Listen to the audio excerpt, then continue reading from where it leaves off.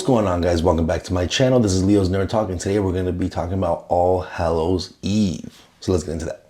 Hi, my name is Leo, and I talk about anything movie, TV show, video game related, or just anything nerdy. You have come to the right place. And like I said, today we're talking about All Hallows Eve. So without further ado, let's get into the review. Now, I'm recording this in the past. While you're watching this, it should be October 1st. And this is going to be the first video of our annual Halloween special. This is the first annual Halloween special that I'm going to be doing on my channel, where I'm going to at least attempt to have a video come out every single day for the entire duration of October, with a final big top 50 horror movies of all time on Halloween itself. But with that being said, let's go ahead and start talking about All Hallows Eve. Now, with Terrifier 3 coming out in October, we obviously want to go ahead and go back and review all the different movies where Terrifier has an appearance. Of course, we have your Terrifier 1 and Terrifier 2, but his first appearance was in All Hallows Eve as kind of like this anthology movie where you have these kids that went trick-or-treating. We don't see them go trick-or-treating, but in the mix of this happening, someone drops in this kind of videotape, this VHS tape, into this kid's candy bag, and he discovers it, and the person that is supposed to be babysitting them, she plays it for them, and they start to realize how Art is this very sadistic clown and murderous clown within this videotape. Before I get started on my thoughts about All Hallows Eve, let me know you guys' excitement for Terrifier 3. Let me know what you guys think about the entire Terrifier franchise as a whole. But with that being said, let's go ahead straight into my pros. Now, starting out with my pros, I think this movie does a very good job of being very grimy and gritty and being very scary at the same time, while introducing this new character of Art the Clown that we've only seen, very minimal in this movie, but he has such a big presence. And I kind of like that, where he's not the main focal point. You have, him kind of towards the beginning of the movie. You have your middle section that he doesn't really show up really at all, besides within a painting that we'll kind of get into. And then you have your final sequence that is kind of his more prominent, showing and throughout the entire movie. And I just said, I like the grittiness. I like the introduction of Art the Clown, where he easily makes a big stance within this movie and is very recognizable from the beginning. You are very intrigued on this clown, and I think this is Damien Leone's directorial debut, and you can automatically see his style in this movie. The way he lights things, the way, like I said, the grittiness, the way he frames shots. He already has a very distinct style, and you've seen that kind of style translate within Terrifier 1, 2, and hopefully also within 3. And I do like his style, his directing style, his lighting, and just, different shot choices that he has within the movie. And I like, again, this concept of this kind of anthology VHS tape that they find, while we're kind of seeing this family, or, these two kids and a friend that's supposed to be babysitting them, kind of viewing these tapes and just taking it as a scary movie. But things start to become more sinister and more real as the movie goes on. So I do enjoy that concept, and this is kind of where Terrifier 1 is a proof of concept of Art the Clown being a feature-length villain. This movie is basically just a proof of concept of Art the Clown himself. So I do enjoy that aspect of it as well. And I think special effects are done very, very well here. Damien Leone has some of the best special effects when it comes to gore that I've ever seen in any movie before. He, again, brings that to this movie as well. Him being a new filmmaker, he's definitely not new within the special effects and the gore aspect of it. A lot of the things look very, very real when you see people's arms getting chopped off and all these different cuts and gashes and the gore and blood splurting. It all looks very real. It looks all looks very gritty and grimy and disgusting, and that's kind of what you expect from a Terrifier movie now that we've seen, two full-length movies with Art the Clown. When you go back to see All Hallows Eve, you see where that kind of transcends, where that kind of translates to the newer movies, and you definitely enjoy all the different gore because it's very practical, it's very effective, and it just looks very, very good on screen. And especially, being tied in again with this kind of grimy look, especially when you have like these filters where it looks like, very old VHS tapes, where you have all these like scratches and glitches within the film.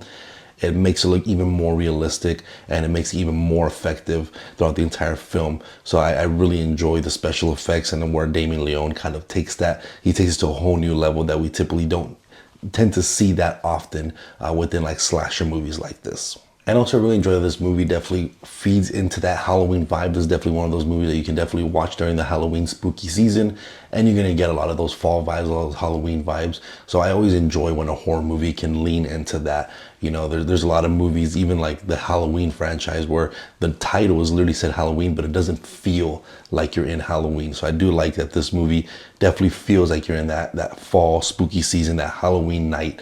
So I do enjoy those visuals and just making it another Halloween movie that you can add to your list for rotation every year to watch. And I kind of touched on this a little bit, but I do think Art the Clown is still very effective. This is not your David Howard Thornton that we see in Terrifier 1 and 2.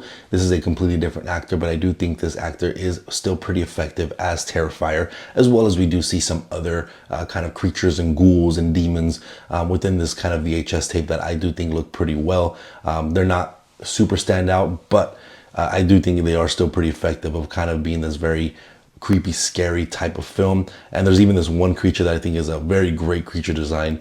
You know, I don't even know if you would call it a creature, but during the first segment of this kind of VHS tape, there's this very like brooding kind of monster where his skin is kind of like bubbling and it's gross and grimy and stuff like that. I do think that creature or monster or killer design is very effective, and you know, again, praising toward that special effects, that practical effects makes it look very, very good and terrifying. But with that being said, let's go ahead and get into my cons.